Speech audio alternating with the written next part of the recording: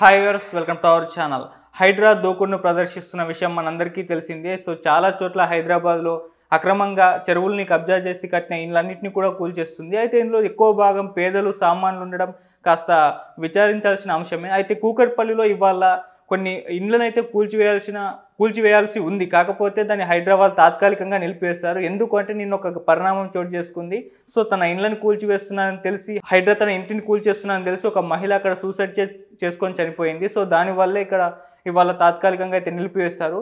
మరి ఇటువంటి పరిణామాలు ఎందుకు చోటు చేసుకుంటున్నాయి, మరి అక్కడ పరిస్థితి ఏ విధంగా ఉంది, కూకట్పల్లిలో ఎవరా మహిళ, ఎందుకు ఈ విధంగా అంటే ఇటువంటి తీవ్ర స్థాయిలోకి వెళ్ళిపోయి సూసైడ్ చేసుకోవాల్సిన అవసరం వచ్చింది? సో ఇప్పుడు ఇదే అంశం మీద మనతో మాట్లాడడానికి మా రిపోర్టర్ తేజ అక్కడే కూకట్పల్లిలో అదే ప్లేస్లో ఉన్నారు. మరి అక్కడ పరిస్థితులు ఏ విధంగా ఉన్నాయో ఒకసారి తనని అడిగైతే తెలుసుకునే ప్రయత్నం చేద్దాం. సో చెప్పు తేజ, ఏంటి అక్కడ ఒక మహిళ కూకట్పల్లిలో మరి తన ఇంటిని హైదరాబాద్లో కూల్చేస్తున్నారని తెలిసి సూసైడ్ చేసుకొని చనిపోయింది అంటున్నారు కదా, మరి ఎందుకు ఎటువంటి పరిణామాలు చోటు చేసుకుంటున్నాయి, మరి మీ ఒపీనియన్ ఏంటి దీనిపైన? అక్కడ ఏం జరుగుతుంది, పరిస్థితి ఏంటి?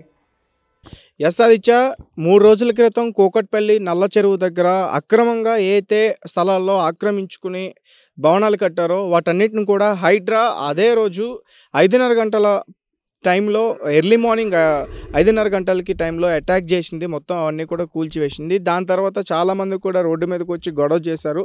మనం కూడా వాళ్ళతో మాట్లాడే ప్రయత్నం చేస్తాను. అందులో చాలామంది కూడా ఏంటంటే స్థలాలను కానీ ఆ భవనాలు కానీ కిరాయికి తీసుకున్నారు, లీజ్కి తీసుకున్నారు.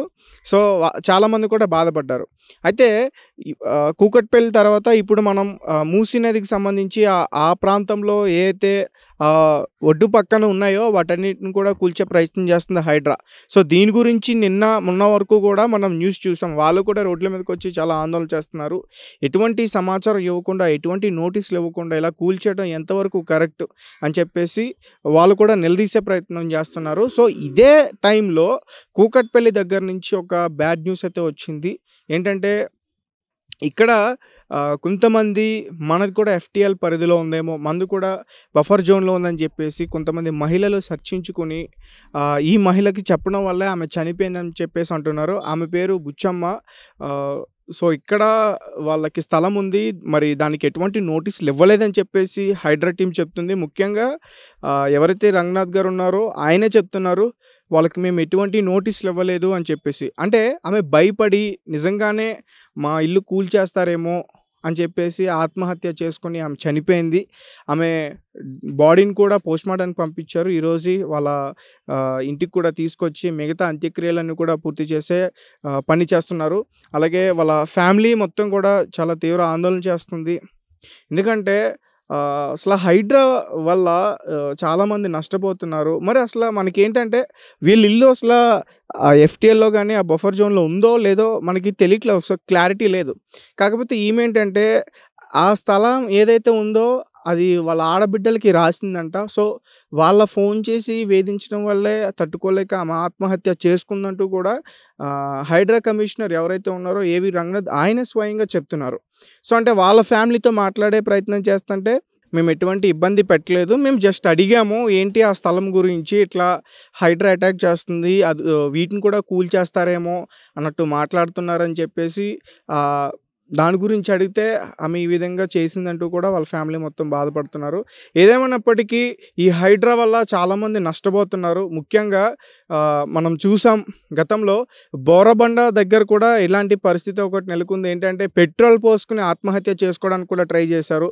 మీరు ఎటువంటి నోటీసులు ఇవ్వకుండా సడన్గా వచ్చి అటాక్ చేస్తే మా పిల్లలతో కానీ మా కుటుంబంతో మేము రోడ్డు మీదకి వచ్చేస్తాం, మేము ఎక్కడికి వెళ్ళి బతకాలి అంటూ కూడా గతంలో ఇలాంటి ఇష్యూ ఒకటి నడిచింది. దాని తర్వాత హైడ్రా కొంచెం దూకుడు తగ్గించింది, అటాక్స్ అన్నీ కూడా దూకుడు తగ్గించింది. అలాగే అప్పుడు కూడా ఒక డెసిషన్ తీసుకున్నారు, ఎవరైతే ఇళ్లలో ఉన్నారో, ఇంట్లో ఉంటున్నారో వాటిని మేము కూల్చాం, వాళ్ళకి టైం ఇస్తాము.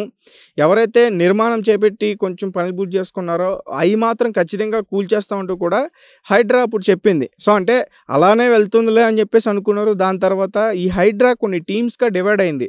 ఎప్పుడు ఎక్కడ అటాక్ చేస్తుంది అన్నట్టు తెలియకుండా కొన్ని టీమ్స్గా డివైడ్ అయిపోయి మొత్తం అటాక్స్ అన్నీ కూడా చేస్తుంది. ముఖ్యంగా చాలామంది చెప్తున్నారు అర్ధరాత్రి 3:30 ఆ టైంలో ఫోన్ చేసి మీరు ఖాళీ చేయాలి, మార్నింగ్ వస్తున్నామంటూ కూడా కాల్స్ వస్తున్నాయి. అసలు ఆ టైంలో కాల్ చేసి చెప్తే మేము ఎక్కడికి వెళ్తాము, అసలు కాల్ చేసి చెప్పే టైమా అని చెప్పేసి చాలామంది నిలదీసి అడుగుతున్నారు. అలాగే కొంతమంది ప్రజలు ఏదైతే ఉన్నదో ప్రస్తుతం ప్రభుత్వం, కాంగ్రెస్ ప్రభుత్వం, దాన్ని చాలామంది కూడా అడుగుతున్నారు. ఏంటంటే అసలు పేదవాళ్ళు ఇళ్ళలో కూల్చడానికి మీకు అసలు ఏ అధికారం ఉంది, ఎవరిచ్చారు మీకు అధికారం అని చెప్పేసి చాలామంది నిలదీసే ప్రయత్నం చేస్తున్నారు. కానీ అంటే వాళ్ళేంటంటే ఈ చెరువులు ఒకప్పుడు మొత్తం కూడా మంచిగా ఉండేవి.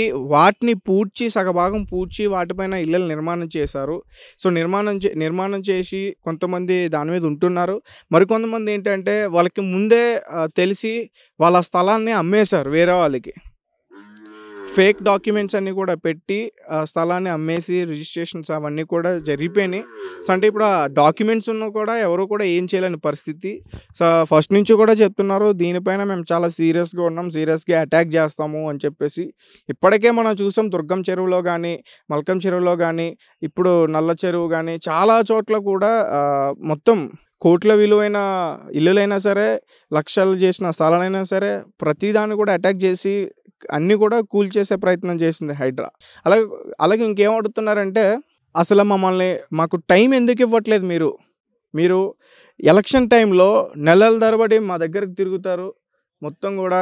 మాకు అలాంటిది ఇప్పుడు అసలు టైం ఎందుకు ఇవ్వట్లేదు, మాకు ఒక నెల రోజులు ఎందుకు ఇవ్వలేకపోతున్నారు టైము? మా ఓట్లు అడగడానికి మాత్రం మీకు నెల రోజులు 2 నెలలైనా సరే మేమున్నా లేకున్నా సరే మా ఇంటికి వచ్చి మరి మీరు ఓట్ల గురించి తిరుగుతారు. అట్లాంటిది ఈరోజు మేము గుర్తుకు రాలేదా, మేము ఓట్లేసి మిమ్మల్ని గెలిపించాం, మేము గుర్తు రాలేదని చెప్పేసి చాలామంది కూడా అడిగే ప్రయత్నం చేస్తున్నారు.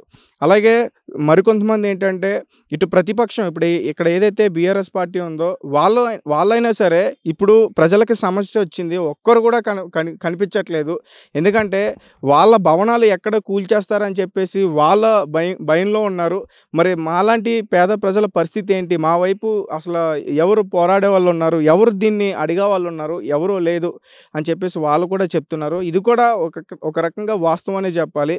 ఎందుకంటే రాజకీయ నాయకులు ఓట్లు అడిగే టైంలో ప్రజల దగ్గరికి వాళ్ళు ఎక్కడున్నా ఏం చేస్తున్నా వాళ్ళ పనులు చేసుకునే ప్లేసెస్ కూడా వెళ్ళి మరి ఓట్లు అడుగుతారు. అట్లాంటిది ఈరోజు వాళ్ళ కుటుంబం అంటే ఒక 5 10 మంది ఉంటారు. ఒక కుటుంబం రోడ్డు మీద పడిపోయే స్థితి వచ్చేసింది అంటే ఇల్లు లేకపోతే వాళ్ళు ఎక్కడ ఉంటారు?